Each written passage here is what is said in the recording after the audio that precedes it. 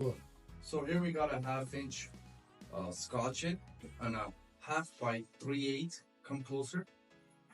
A 1/2 by 3/8 angle stop, which we already pre-tightened right here. And this is cpvc angle stop. So all it needs after you tighten the nut is you just glue it, sand it, glue it, and stick it in. So let me show you what's going to happen. Come on down, Arlo. So we're at this position here, and after the cut, we install the scotch in. Make sure it's dry. Okay. Make sure we put something under it for the excess.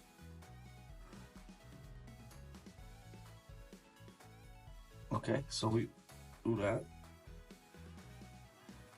after well sanding.